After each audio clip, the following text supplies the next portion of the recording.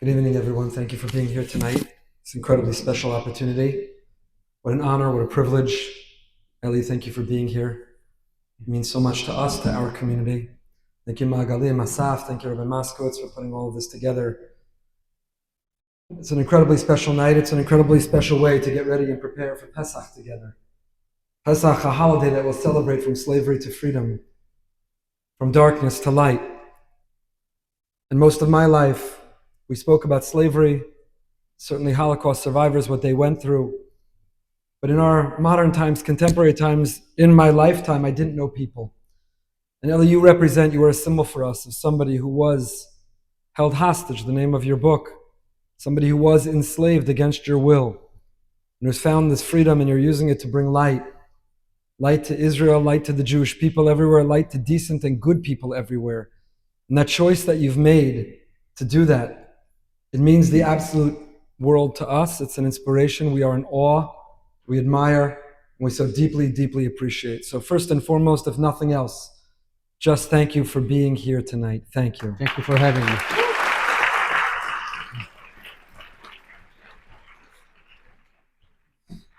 Like so many others here, as soon as you published your book, I got a copy.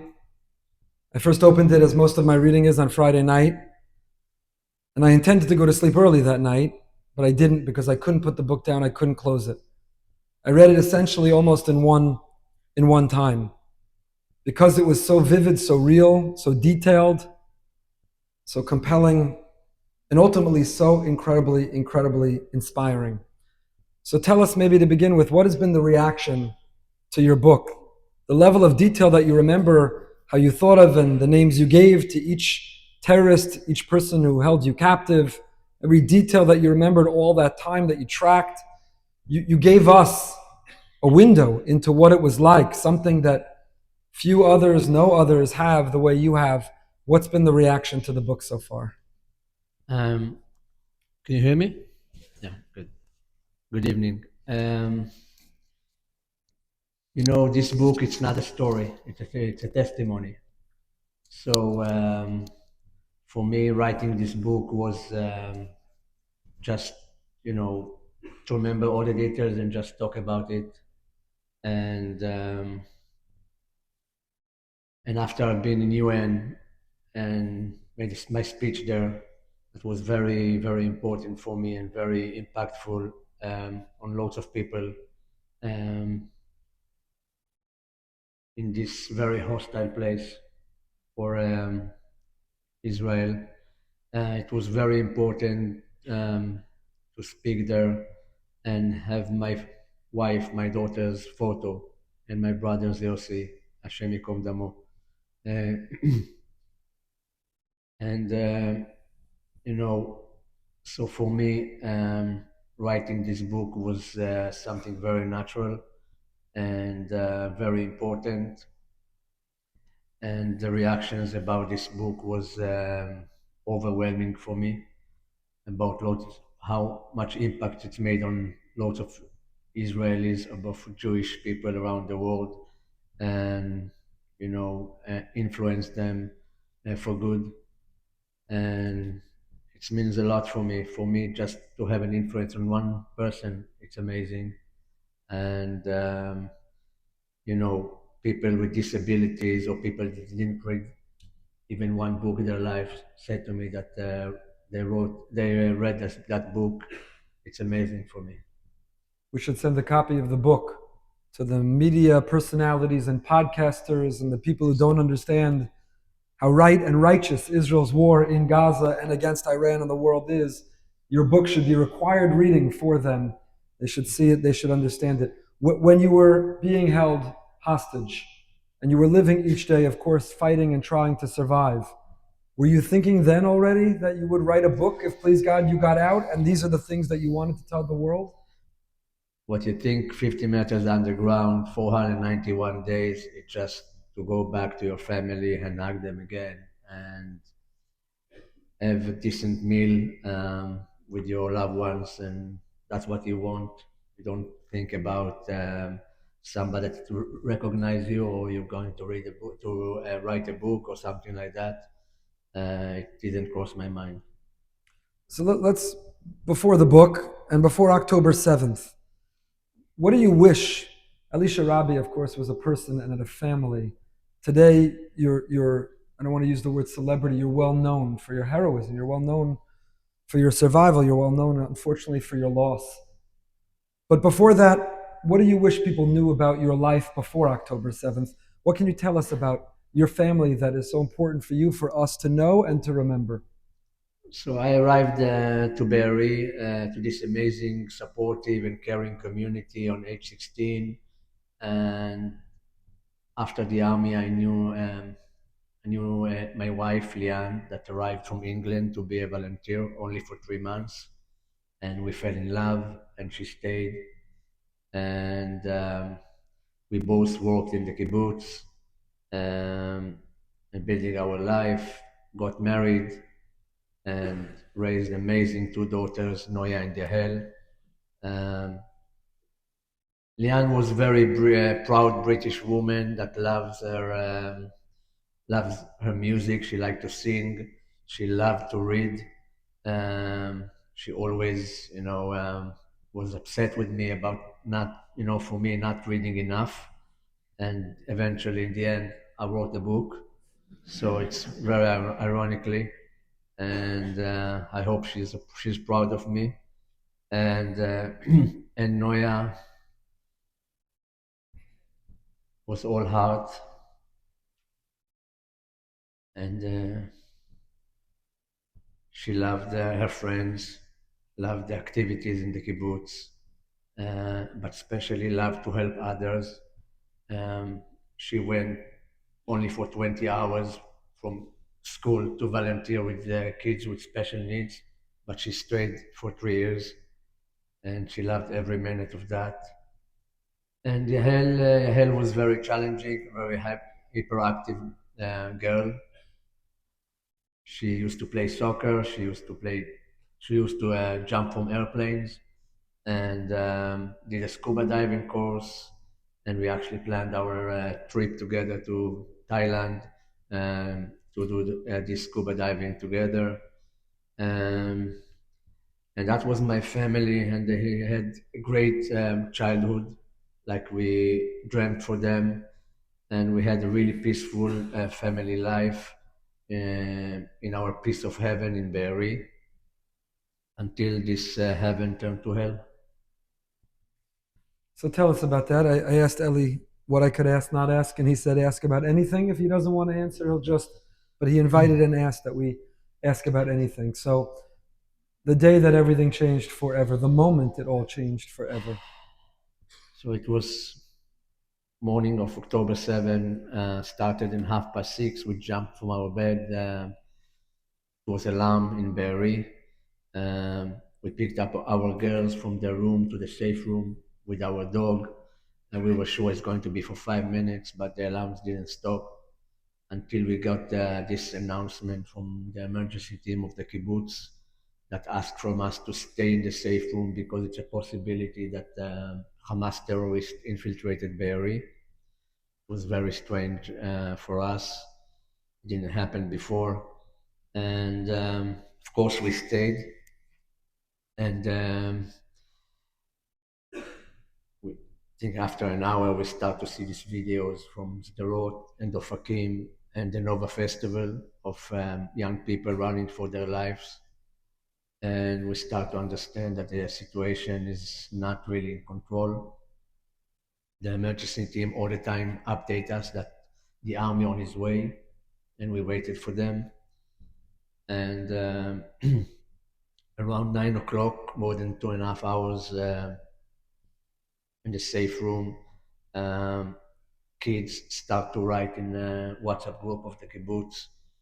Somebody shot mom, somebody shot dad, our house is burning, and of course we know these kids, and it was very very difficult to read that. We know their parents, some of them are friends, and think slowly we start to understand these messages coming very close to our neighborhood in the kibbutz.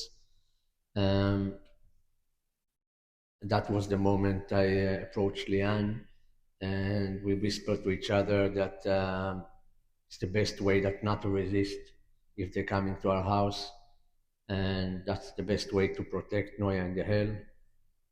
We assume that I'll be kidnapped, but their British passports will protect them. We believed in that, and that was our plan. And around 11 o'clock, more than 4 hours in the safe room, um, 10 terrorists invaded to our house, start to break things, open the safe room door very easily. And our dog barked and probably stressed them, and they start to shoot in the safe room. Lian jumped on Noya, I jumped on Yahel. We covered them with our body, and I shouted them to stop in Arabic, and they stopped, and they ordered us to give them our cell phones. We did it, of course, and Lian immediately said to them about their British passport, and they understood. And it wasn't any panic in the house, just lots of fear that I could see in Noya and Yahel's eyes. 4 terrorists took them to the kitchen area, and 2 of them grabbed me in my hands, and the rest waited that Liane will get dressed because we were jumping from our bed, and she wasn't dressed. And after 3 or 4 minutes, I understood the leadership of this terrorist, this leader that told the terrorist that hold me to take me out of the house. I understood that was the moment that they are going to kidnap me, and I just succeed to turn my head back to the kitchen area and just promised Noya and the hair, shout them that I'll be back. And that was the last time I've seen Noya and the hair and Lian. Unfortunately, 5 minutes later, they've been murdered in our house, and and I was driving outside from the house. The first thing I've seen is our friends Yonat and Dror house burning. Um, Apparently, they been murdered 5 minutes before my kidnap, and their kids been kidnapped as well. And they start to take me towards the fence, 200 meters from my house. And I've seen in that time something like 100, 150 terrorists coming in and out from every house, celebrating, filming themselves, laughing. Some of them tried to hit me on the way to the car. And eventually I arrived to the car. They pushed me in the back of the car and put a blanket on me. And immediately I did 2 things. First of all, I said Shema Israel. I don't know why, but I've said that for 491 days, every day. And the second thing that I was in my surviving mode, so I wanted some control of the situation. So I start to count the minutes of driving because I want to understand if they take me far away from Barry. And it was not more than 25, 30 minutes driving, very slow drive, until the first stop. And that stop, some of civilians and their kids, some children, tried to lynch me. Um, Fortunately, the guys that hold me succeed to take me into the mosque and dressed me and start to interrogate me. Um, and they were very surprised I know Arabic, and I answered fluently to their questions. How do you know? Where's the Arabic from? It's a good story. I studied in high school, I studied in university later, a bit Arabic, but a year, 2 years before that, I used to help Noya, my oldest daughter, with her homework. She studied Arabic as well.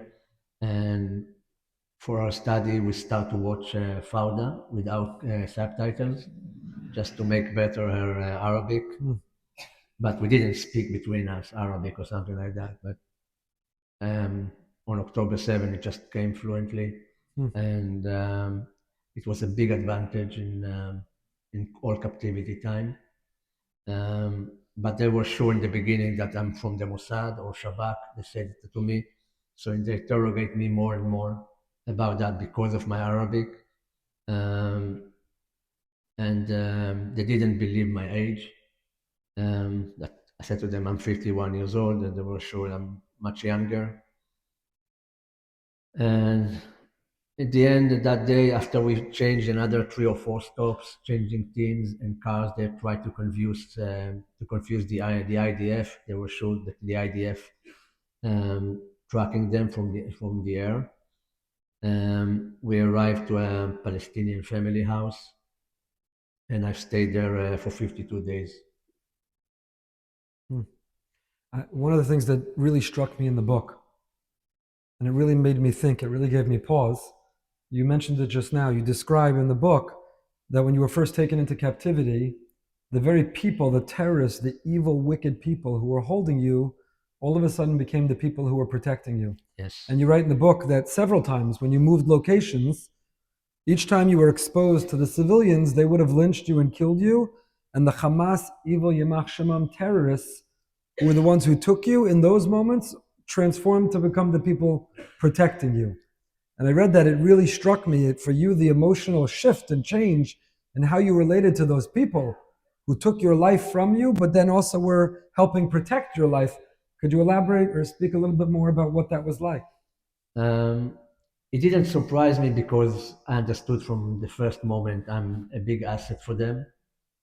All the hostages were a big asset for them, so they need to protect us and they keep us alive. This is the order they got. If they try to get their prisoners back in these exchanges, so we were very important for them, and that was our basic assumption about all this situation. And this is the way we try to convince them to give us food, to keep us alive, um, in very, very difficult moments of starvation. We kept saying to them that we are going to die in a few, weeks if we continue like that. Um, and that's the most fear for them, especially where we are out above ground, that the civilians will, identify that we are not local and we are Israelis, and they will come to lynch us. And it was the most fear of Hamas. Were you surprised living in Be'eri, hoping and wishing that the people on the other side of that fence wanted peace with you? Did it surprise you to see the so-called innocent civilian population act in that way? Um, you know, October 7 was a very brutal and cruel wake-up call for all the kibbutzim in um, all the envelope communities around Gaza. Um, because we really, really believe that we need peace with our neighbors, we've done very active things for that. We donate money and food and clothes for them. We used to take some kids from the border to Israeli hospitals. We've done many things, all the kibbutzim in this area. Um, so for me to understand and what I've seen in Gaza in all that time, it was very sad. It wasn't shocking, but it was very sad. I've met kids really brainwashed and doesn't know anything about Israeli state or Israelis, um, and just saying things that they heard in school or in the mosques. So we said we're not going to speak about politics, and we're not. But do you, because of your experience, feel any responsibility or motivation to actually get involved in the world, understanding who's on the other side of that fence? And so much of the world who are ignorant and to say innocent civilians and a population and rights and Israel's the oppressor, as a firsthand witness to what you lost and who they took from you, but also what you experienced and saw. Again, that's what struck me when I read how you described that Hamas were defending you from the innocent civilians. Do you or any of the other hostages that you've spoken to feel as a group that there's an opening or opportunity or even obligation to share that with the world? Yes, it was, after my release, I started to advocating for the rest of the hostages, of course, but talking to the media, the world media, um, automatically you speak about your experience, and I spoke a lot about these civilians that just try to kill me, and um, and Hamas terrorists become our protectors. Um, so some of them try, it's hard for them to believe that. Um, but as I said and before in the first question about the UN, about the book, how much it was important, this speech is, they can say lots of things there. No one of them tried to argue with me about my facts and about my experience. And because of that, they cannot argue with me. I'm not a diplomat. I just came there to be a survivor and talk about what I had. And they couldn't argue with me about that. So because of that, it was very important. Thank you. Thank you for speaking up and having the courage and the focus after everything you've been through for doing that. In the book, you also, as I mentioned, you talk about knowing the names or giving a name, a nickname to each of the people who kept you, some of the conversation, having the Arabic, and a relationship. Could you give us a glimpse of what that's like, the very people who are evil, what they're doing to you, but there are moments of maybe humanity or connection? Again, the Hamas people who protected you from civilians, the person who gave you a little bit more food because you asked because you were hungry. Did it ever become you had to reset yourself and remember who they are so you don't feel like they're human beings? Um, you have to be very, very careful not to confuse. It's very easy to get confused because you're living with them 24/7. Um, so we try to remind each other that they're still terrorists, and if they get the order to kill us, they will do it in 1 second with no hesitation. Um, but you live with them 24/7, sometimes next to each other. Um, and you have to have a kind of relationship with them if you want to survive, if you want to have the ability to ask from them food, to beg for food, and for other things, for blanket or for pillow or toothpaste and or soap or things like that. That is very basic, but it will help you to survive, in reasonable way. Um, and of course, when you live with someone 24/7, you have conversation as well, and eventually you see that it's still human being, very twisted sometimes with all this brainwash they have in about jihad, Islamic opinion, and I remember that we had many conversations about their life, about the Gazans' life, about their families, about Israel, about other things as well, about films they They didn't watched. have orders that they couldn't talk to you and shouldn't talk to you. They would engage you. Sometimes it was depend how much the situation is very bad outside or not. If it was negotiation time, they were much more easy with us. If it was just war, and I remember that every morning one of them used to get the phones and they were counted how many shaheeds they have, how many killed from them. Every morning they got this information from someone. So it's depend what mood we got them. But in many conversation I had with them, it always was ended with two things. First of all, they will come back. It doesn't really matter if we were released or not. They will come back in 26, 27, 28. They promised that. And they will kill all the Israelis again. And the second thing after that, they will come to UK, to US, France, Germany, because all the world should be Muslims. Islam is the only religion in the world. Hmm. That's how they ended every Every conversation. conversation, doesn't really matter what I talk to them. I could talk with them about their kids, about a film they watched 5 years ago. It doesn't really matter. All the time it's finished like that. That was very sad. Hmm. Also in the book, it seems somewhat clear you were the adult among the hostages, had a little bit more of a perspective and a little bit more of a strategy. When to speak, when not to speak, what to ask for, when to let it go. Is there something in your life, in your background? Are there people that you think prepared you for how you went through this experience in the way that you did? At the end of the day, it's situation that you need to manage. And I had behind me 20 years of managing in Berry Print, in other places I've worked, and it's almost unfair to expect from people that 24, 25 years old to have this experience. So I used with what I had, and to give to this group, and that we can survive together. And that was it was a process to get this,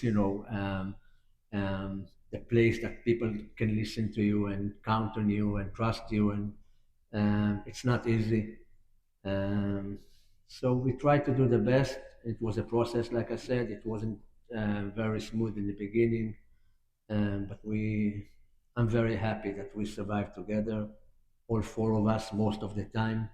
Unfortunately, three guys, three Israeli hostages that were with us only 3 days in the beginning, from November 27 until November 29, 2023. Um, Hirsch Goldberg, Polin, Ori Danino, and Almog Sarosi have been with us, and they moved to other tunnels, and they've been murdered 10 months later.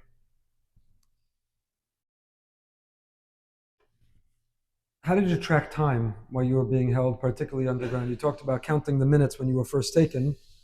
How did you track time? Um, I used to be a CFO in my past. I love numbers. It's numbers is something that give you control. So for me, counting days, it was easy job. I used to wake up every morning and say I'm 154 days in captivity, and the date is like that and that. It was very important for me. We even knew the time at the day, because they have 5 prayers a day, and we asked them lots of questions about these prayers, and they were sure that we are interested in Islam, but Mm. we just wanted information, and they gave it to us.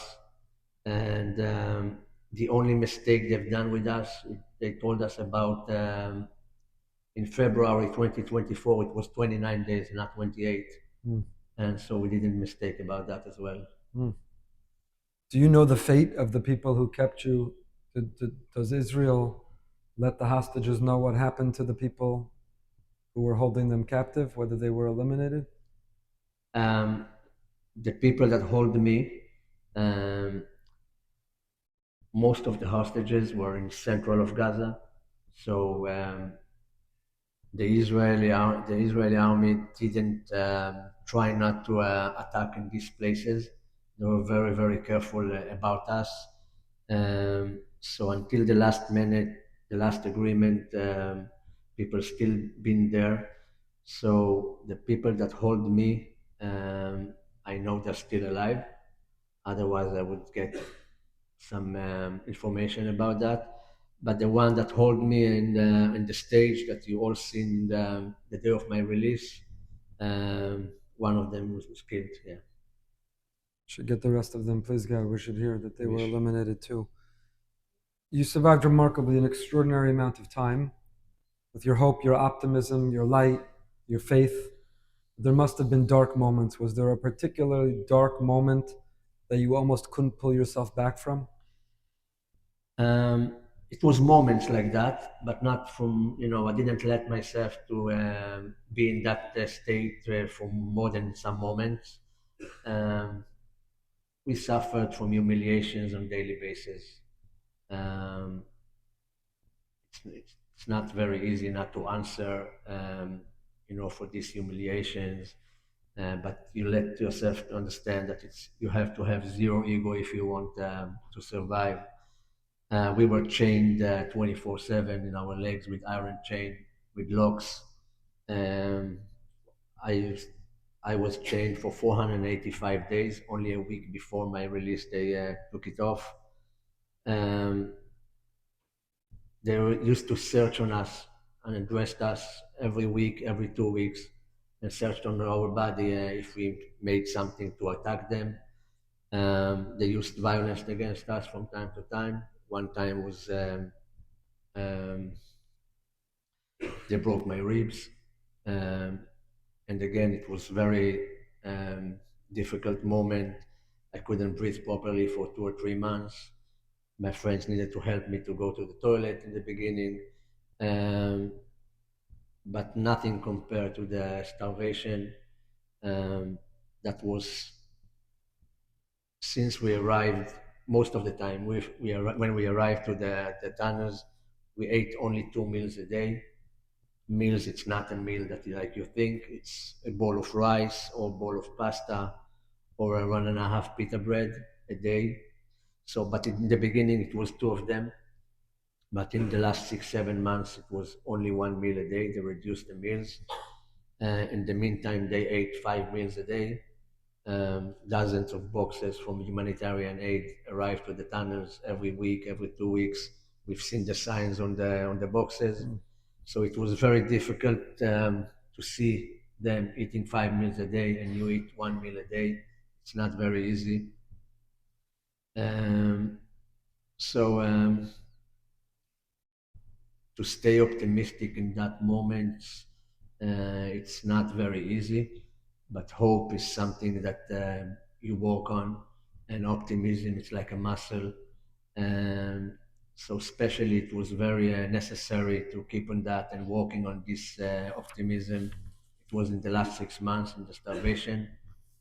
So I started to force them, the other hostages, to say at least one thing, good thing that happened to them in the same day, and they look at me in the beginning like I lost it, but again, I really forced them and try to convince them that it will be good for them.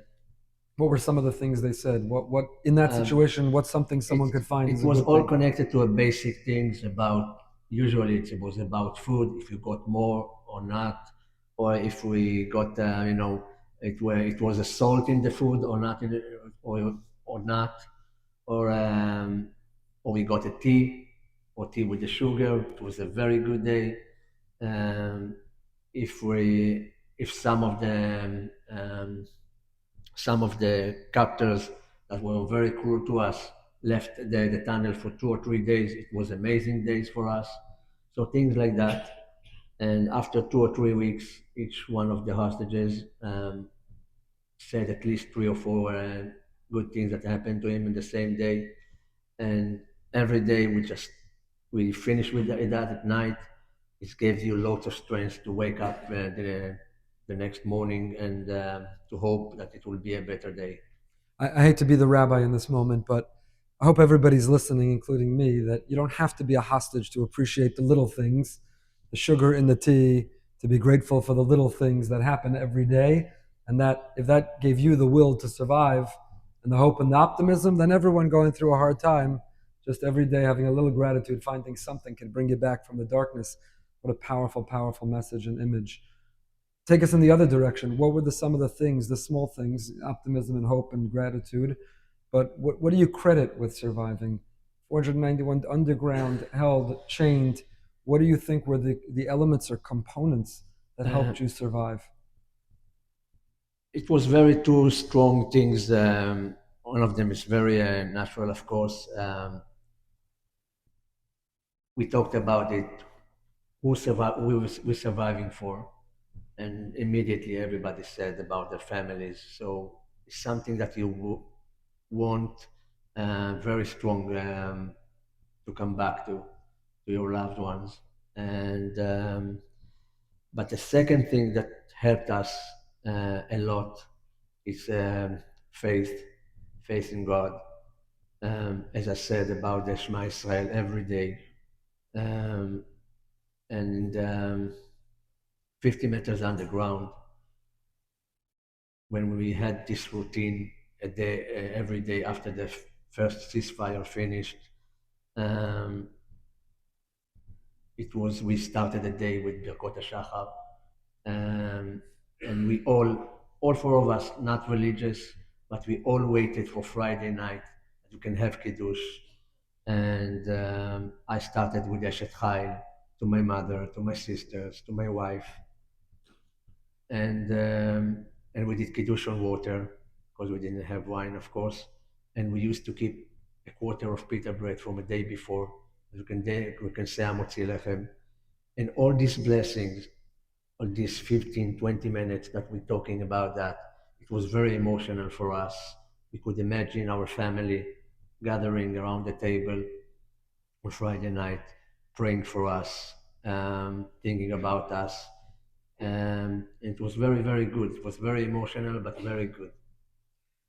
I don't know how you could describe yourself that you weren't religious. By reciting Birkat HaShachar, Shema, Kiddush, saving bread for Hamotzi, Eshet Chayil.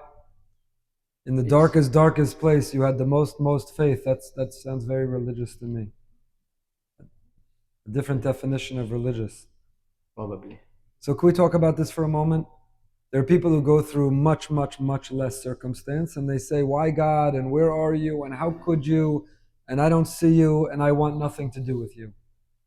And you didn't only do that when you were surviving, which maybe someone would say, well, he needed to, they needed to in order to survive. But even after you came out to discover who you lost and what you lost, you're still talking about God and faith. And you're still holding on to Him even after the reality of everything you lost. Could you speak to us a little bit about that? How do you have faith after everything? For me, not every hostage succeed to come back. So for me, to be still alive, it's a miracle. And to get my freedom back, it's priceless and amazing. And I appreciate that. And in 491 days in captivity, houses, buildings around me were bombed by the Israeli Air Force, and it didn't touch me. Um, many times, our captors were very close to kill us with their weapons, and still I was alive. So I really feel that um, all my prayers was like somebody protect me. So I had השגחה פרטית, and I'm, I was released, and I heard about my grief and my loss, and um, it was very difficult, of course. But to have supportive family that fought for me for 500 days, and to have amazing friends.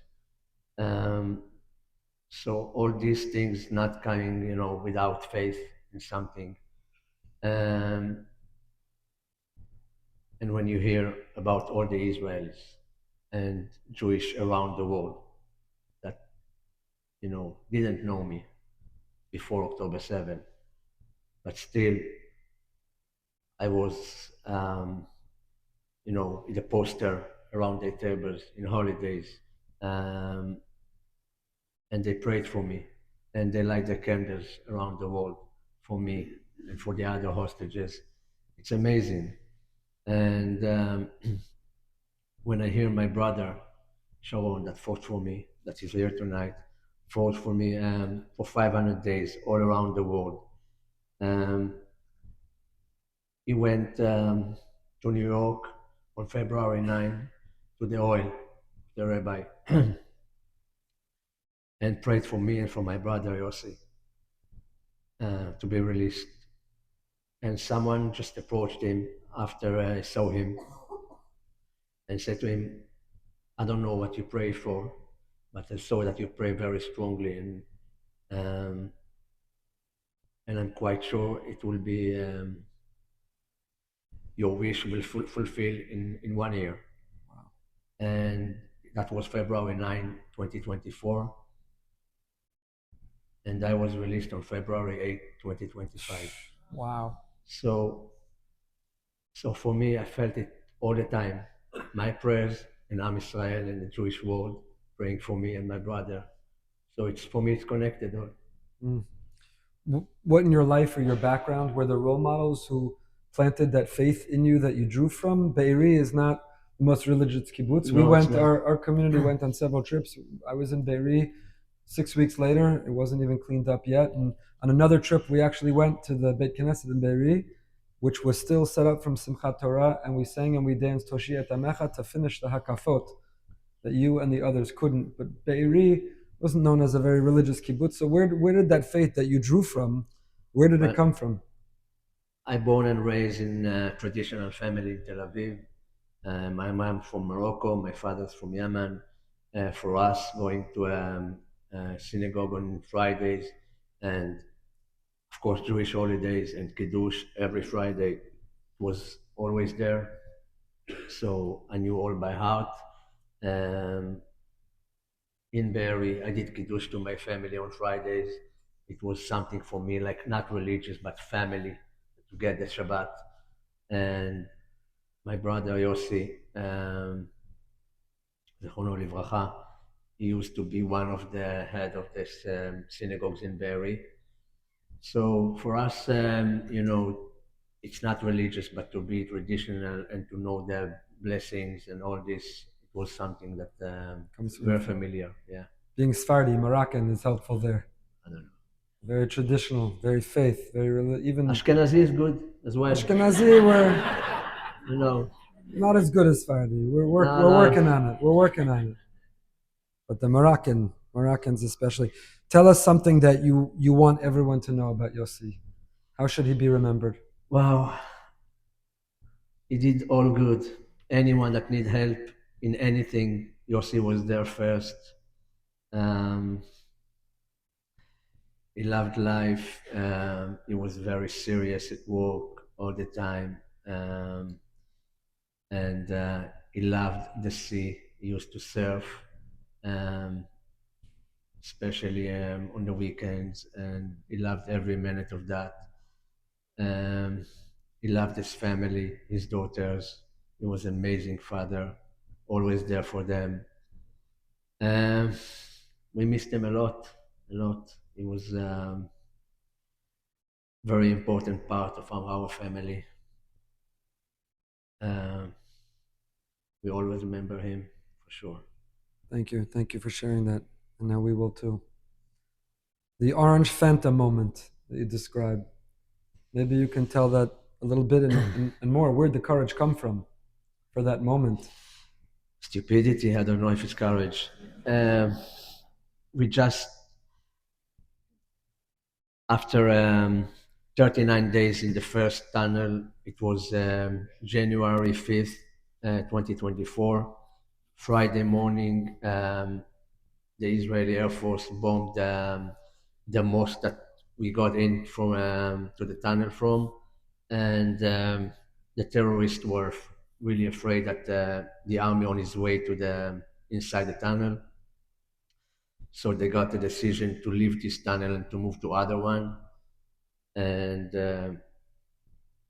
it was a few hours of preparing ourselves, and we left the first tunnel, moved to the other tunnel. It took us something like between half an hour to an hour um, to find other place that we can climb up and go to outside and start to climb on buildings that was on the road. Um, and finally, we arrived to the second tunnel. And before they understood what happened, it took them an hour just to understand what happened in the other tunnel and to organize things for us and all this. And we've seen this Fanta bottle in the corner. We hoped that they didn't pay attention. We were very, very thirsty. We didn't have much, sugar in the food or things that we really, really miss them. So we got the decision to drink it, and we put the empty bottle in the other corner. Unfortunately, someone of them that called in the book the circle one. He noticed that and he looked for that and he started to accuse us that we drank that. And of course, we said we didn't see that and we drink just water. We don't know what he's talking about. It was an amazing moment to drink that and felt really like heaven to drink something sweet and feel human again. Um, And but defiant. but again, it was very very stupid thing to do. I not recommend that really. It could finish much worse. Yeah. Yeah. Someone pointed out that the book doesn't use the word Holocaust once. And even though there are a lot of comparisons one could make, your experience and how you were tortured and what you lost, was that intentional?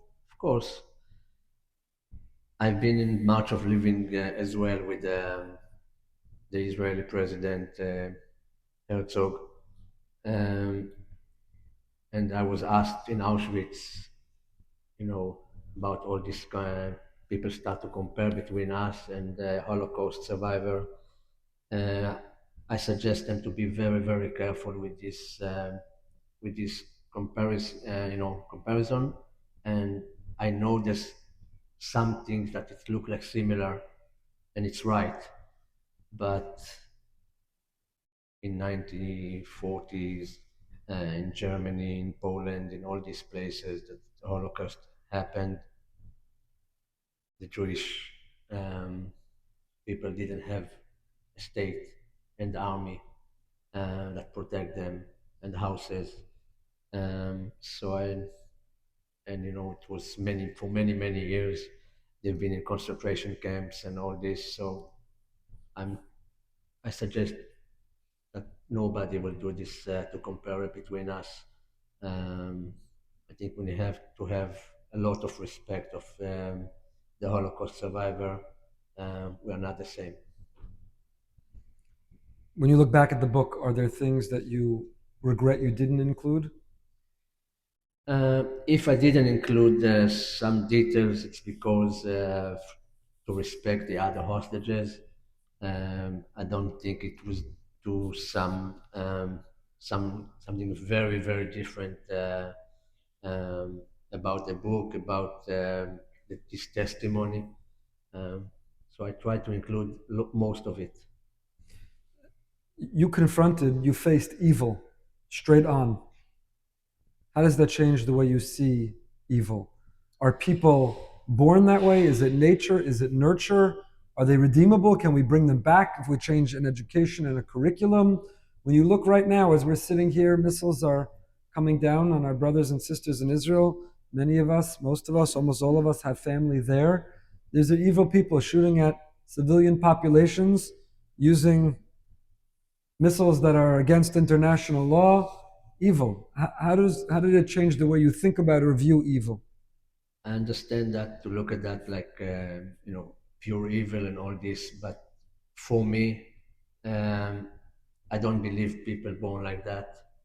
Um, some people with evil interests influence these people um, and doing all this brainwash to them and using them for their own interests, and it's really really bad.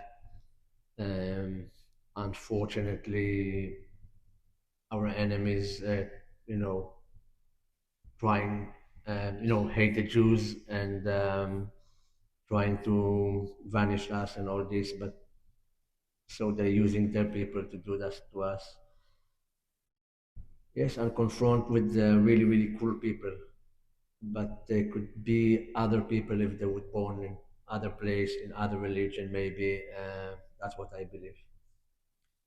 So does that inform what we should do? Policies, is it about changing education and leadership? Or are Definitely, people hopeless? They're not hopeless if we can change. definitely. I want to believe that one day in the future, it will take many years, unfortunately, um, that we can live in peace with our neighbors. Um, it was like that long, long time ago. Um, Definitely, terror organization cannot control people. Um, if we want peace with them. And second thing, to re-educate all the young people. It will take at least a generation or two. The young people in Gaza, also the young people, some of them, too many of them in America. Maybe. When you see, or you came out to see, and you've seen on college campuses and elsewhere, people who should know better siding with Hamas, calling for free Palestine or from the river to the sea. How do you, as somebody who confronted that evil and survived it, how do you feel about the future of young people in America, Europe, and other countries that you see them so badly misunderstanding and siding with the wrong people? If you go to these marches that the pro-Palestinian that call this free Palestine and all this, if you go to 90% of them and ask them where is Israel and where is Gaza, they don't know.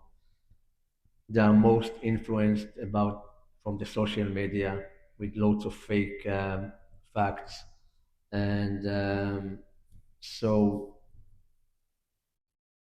except of to try to explain and you know to say your things and try to fight with all this social media fake. You cannot do anything else. Unfortunately, Israel losing these battles time after time. We have to do better, advocating and explaining that and talking with these guys. I know the situation in campuses are very, very bad, but we have to do it. It's a lot of work to do, and you're doing it. Thank you. You spoke about what helped you survive was faith and family and the hope that you were going to be reunited with them. And that wasn't obviously the case. And I'm not going to ask you when you found out and what that was like. I want to respect you and not ask you. Um, but the healing from that. Here you've spoken in many places, and almost right away you spoke online on podcasts and interviews. And many people, they would have trouble getting out of bed in the morning after what you lost and what you went through. And here you are, and we're so grateful for it because you're, I know, inspiring every single person in this room, and you've inspired people across the world. Where does that healing come from? What are some of the elements of healing that other people can learn from as well? After a week of my release, I was in the hospital, still in the hospital, in Sheba Hospital. I asked from my therapist to go to the graveyard. Um, I needed disclosure. I knew I needed, if I want to rebuild my life and continue with my life and wake up every morning with, you know, with hope and belief that I can do it. So first of all, I went to apologize for Lian Noya and the hell that I didn't protect them well. And second, I promised them that I will not let anyone to forget them anymore until my last day. And third, I promised them that I will do loads of things that they will be proud of me.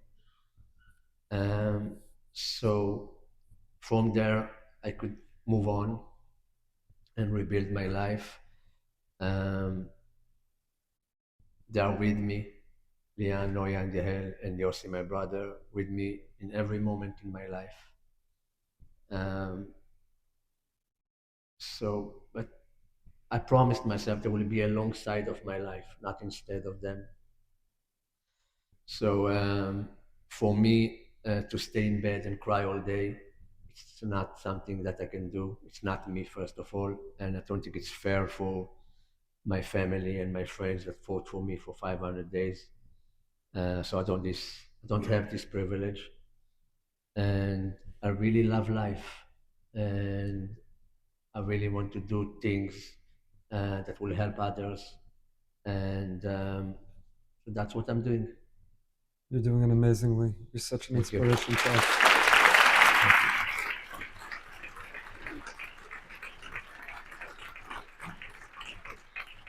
You came out to learn who you would not be reunited with, but you also were reunited with family. What was that experience like?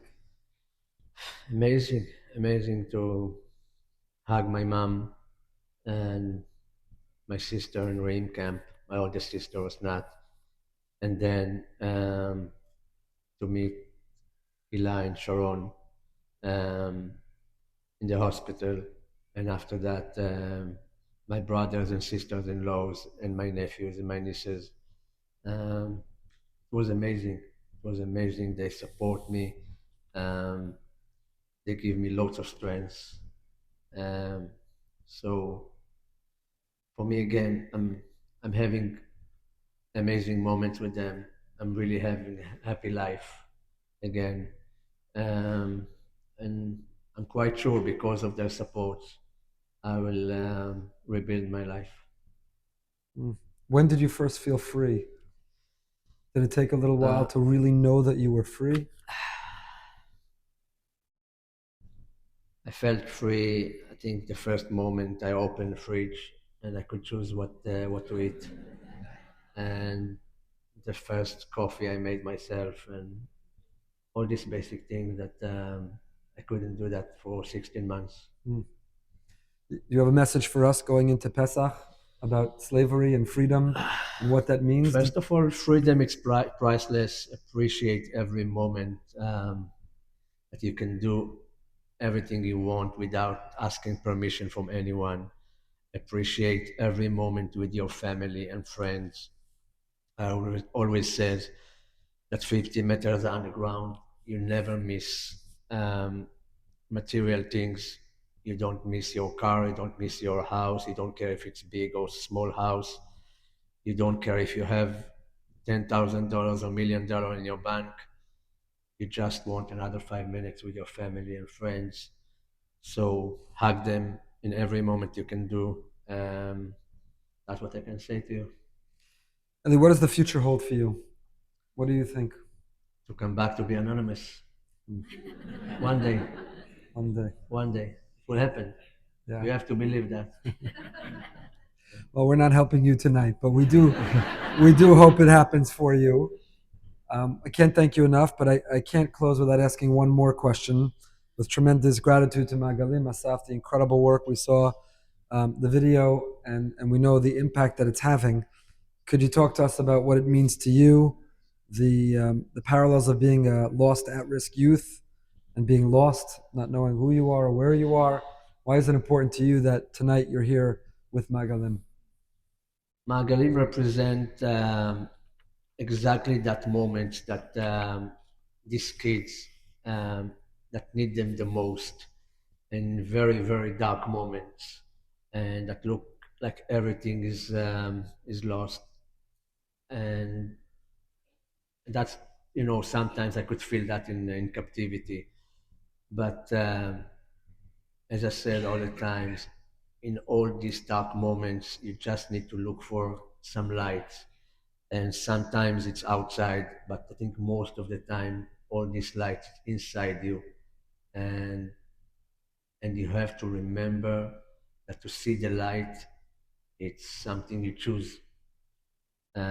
Exactly like Dor, just we saw this video of Dor, and he chose differently from his friends, and in that choice, it changed his life.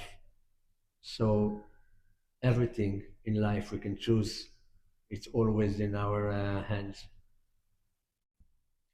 Eli, I can't thank you enough. You're Thank such you. an inspiration to all of us. Thank you very much. Ladies and gentlemen, Eli Sharabi. Thank you.